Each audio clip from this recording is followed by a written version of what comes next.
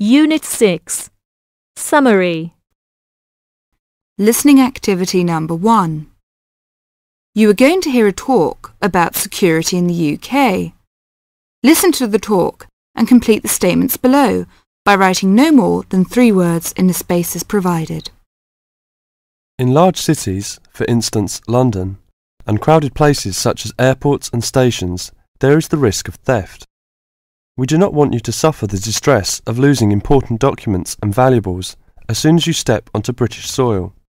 So here are some important do's and don'ts. Don't carry more cash than you need for daily expenses.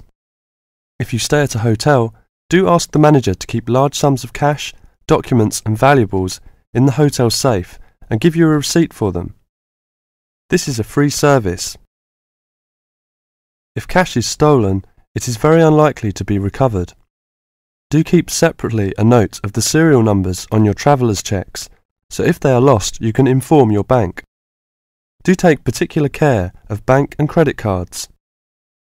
Do carry wallets and purses in an inside pocket or a handbag.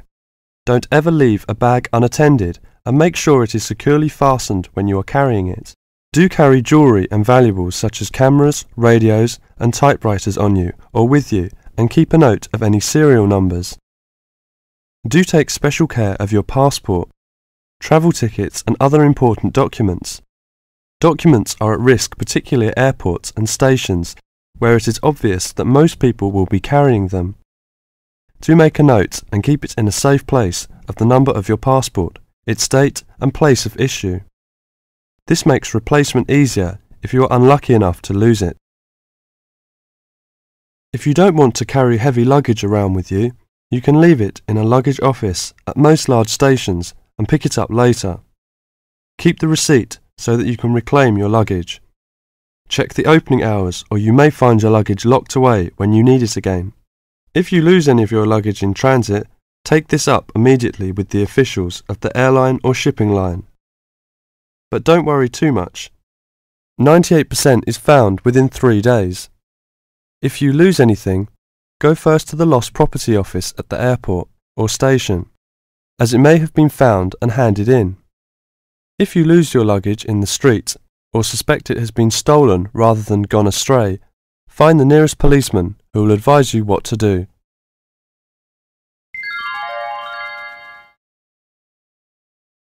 Listening activity number 2. You are going to hear a lecture on some useful information for your travelling around Britain. Listen to the first part of the lecture and complete the notes below by writing no more than 3 words in the spaces provided. Good afternoon and welcome to the session on Britain. This afternoon I would like to provide some useful information for you about travelling around Britain. Britain has over 700 tourist information centres. You will find them at major ports, airports, stations, historic landmarks and towns and holiday centres, so just look out for this sign that says Tourist Information. The staff will be able to answer your holiday queries as well as provide essential maps, guides and brochures. Tourist information centres at major ports and airports in London and addresses of British Tourist Authority European offices are all listed on the Tourist Information Centres. Now let's talk about the telephone in Britain. You know, Britain is well supplied with public telephones. Street kiosks take 10p coins. In city centres, mainline railway stations, airports and central London underground stations, payphones and card phones are in operation. For the latter, small plastic phone cards are used, and these come in 10, 20, 40, 100 and 200 units, and can be bought at post offices, news kiosks, station bars and shops where the green and white card phone sign is displayed. When using the different public telephone systems, make sure you read the dialing instructions carefully. Now, let's see the banks in Britain. There are 24-hour banks at London's two main airports. One is Heathrow and the other is Gatwick. Otherwise, banks are normally open from 9:30 to 15:30 hours, Monday to Friday. Barclays Bank and National Westminster Bank offer a Saturday morning service at some of their branches.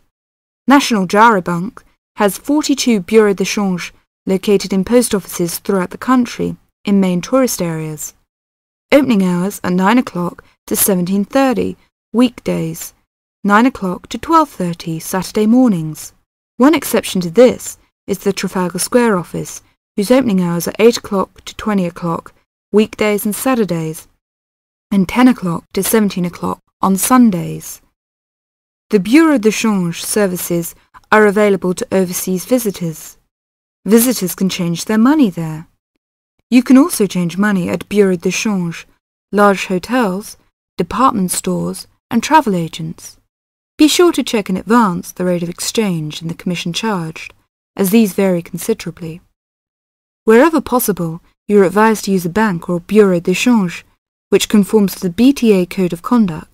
In most cases, this is indicated by display of the code.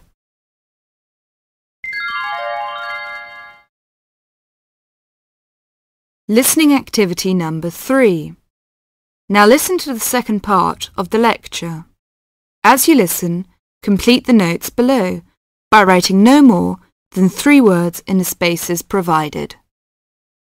Now let's turn to shopping, which may interest you more.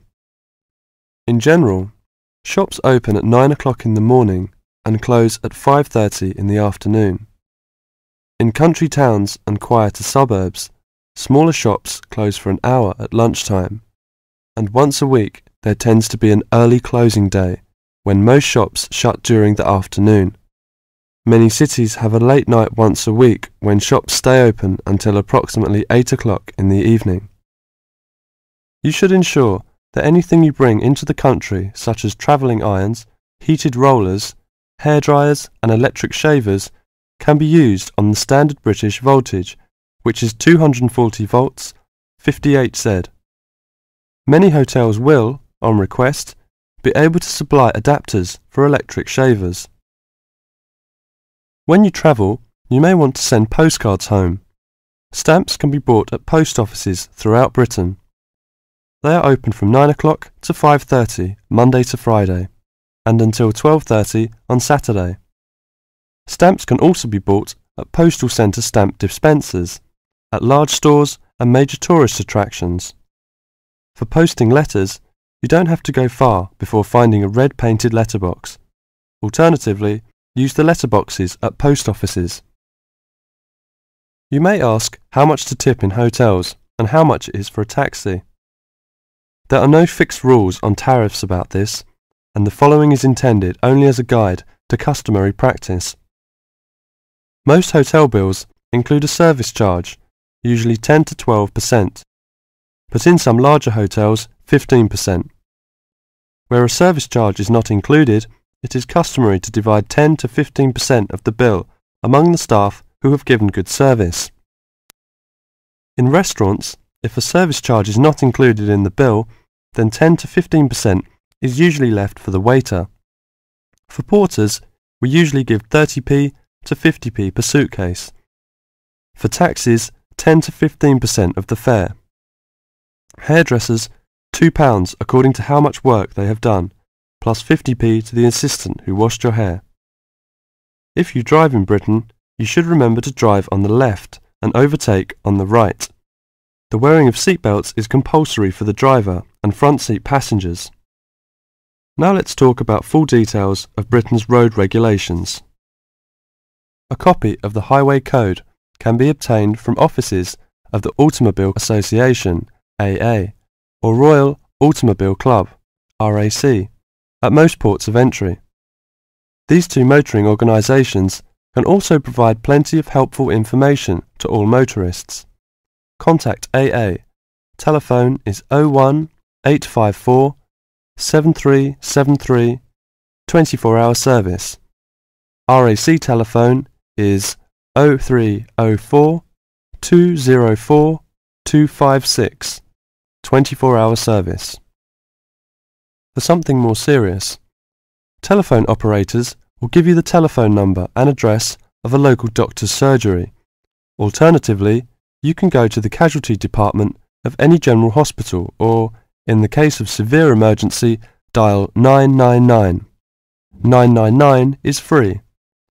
Remember, unless you belong to a European Community country or one with which the UK has reciprocal health arrangements, you will be charged for the full cost of medical treatment in Britain, except in the case of accidents or emergencies requiring outpatients treatments only. It would therefore be wise to take out full medical insurance before leaving home.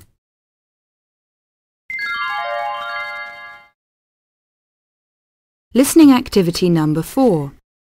You are going to hear a dialogue between two students talking about how Parliament makes new laws. As you listen, complete the notes below by writing no more than 3 words in the spaces provided. Hi there, Alison. How are you getting on with your tutorial paper? Oh, I haven't finished yet. Chris, could you tell me how Parliament makes new laws? This may help for my tutorial next week. OK, I'll be glad to help. You know, new laws can start in either the House of Lords or the House of Commons. They are usually proposed by the government, although they may be proposed by ordinary members. A law which is being proposed is called a bill until it is passed. Then it becomes an Act of Parliament. I see. What is the procedure that a bill has to go through? The bill first of all goes through its first reading, as we call it.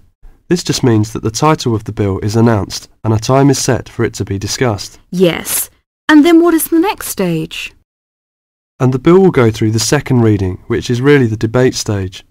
The bill may be rejected at this stage. If it is an important bill, this may cause the government to resign. On the other hand, it may be passed, or there may be no vote. If the bill is passed, what will happen? If the bill is passed, it goes on to the committee stage, where a small group of members meet and discuss it in detail. Do all the members have to attend the meeting?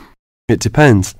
For certain important bills, the whole House can turn itself into a committee, which means that the detailed discussion is carried on by all the members. When the committee has finished its work, it reports the bill and with all the changes that have been made to the House. The bill is discussed again at this stage.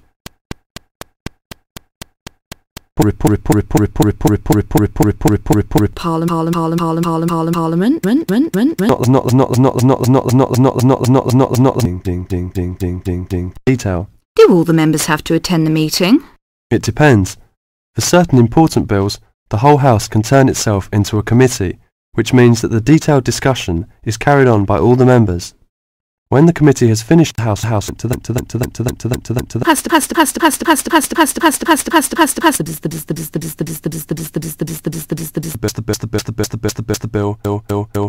bill may not become law until the royal assent has been given, but this does not mean that the Queen decides on what will become law and what will not. It is understood that the Queen will always accept bills which both houses have passed. When the Queen gives her assent, the bill becomes an act, and everyone that it affects must obey the new law. I see. Thank you for all that information.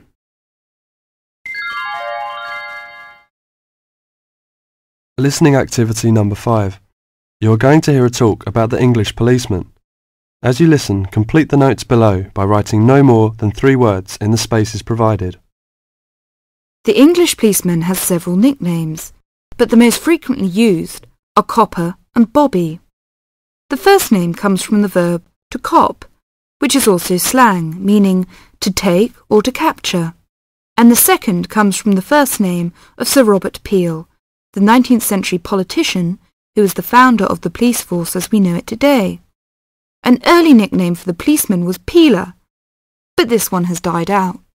Whatever we may call them, the general opinion of the police seems to be a favourable one, except, of course, among the criminal part of the community, where the police are given more derogatory nicknames which originated in America, such as Fuzz or Pig. Visitors to England seem nearly always to be very impressed by the English police. It has, in fact, become a standing joke that the visitor to Britain, when asked for his views of the country, will always say, at some point or other, I think your policemen are wonderful. Well, the British Bobby may not always be wonderful, but he is usually a very friendly and helpful sort of character. A music hall song of some years ago was called, "If you want to know the time, ask a policeman." Nowadays, most people own watches, but they still seem to find plenty of other questions to ask the policeman. In London, the policemen spend so much of their time directing visitors about the city that one wonders how they ever find time to do anything else. Two things are immediately noticeable to the stranger when he sees an English policeman for the first time. The first is that he does not carry a pistol, and the second is that he wears a very distinctive type of headgear, the policeman's helmet. His helmet, together with his height, enables an English policeman to be seen from a considerable distance, a fact that is not without its usefulness. From time to time it is suggested that the policeman should be given a pistol, and that his helmet should be taken from him. But both these suggestions are resisted by the majority of the public and the police themselves. However, the police have not resisted all changes. Radios, police cars, and even helicopters give them greater mobility now. The policeman's lot is not an enviable one, even in a country which prides itself on being reasonably law-abiding. But, on the whole, the English policeman fulfills his often thankless task with courtesy and good humour, and with an understanding of the fundamental fact that the police are the country's servants, and not its masters.